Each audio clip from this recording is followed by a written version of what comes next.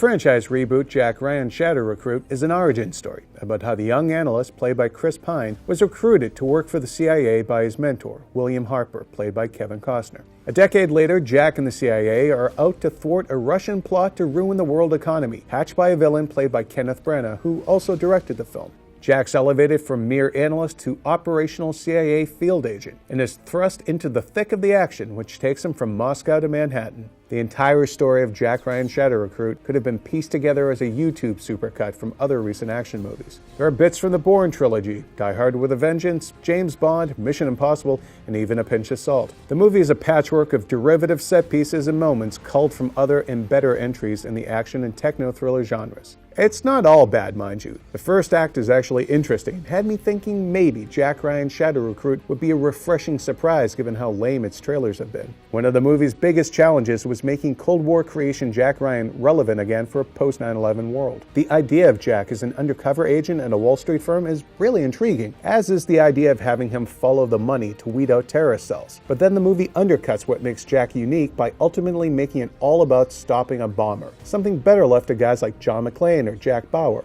By making Jack operational, he's now just another big-screen government agent with a gun. As a director, Branagh is better in the performance-driven scenes than he is in the action ones, which can be confusing to follow.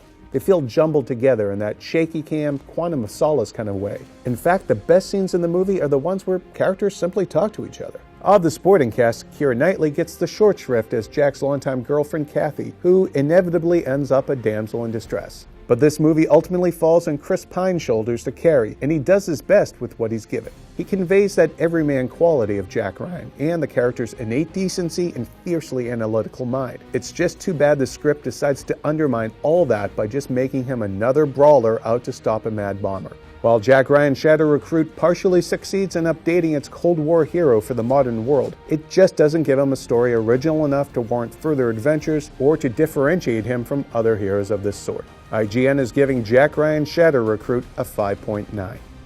Do I really have to remind you what's at stake here, Jack? There's a very real scenario here where we don't get out of this alive.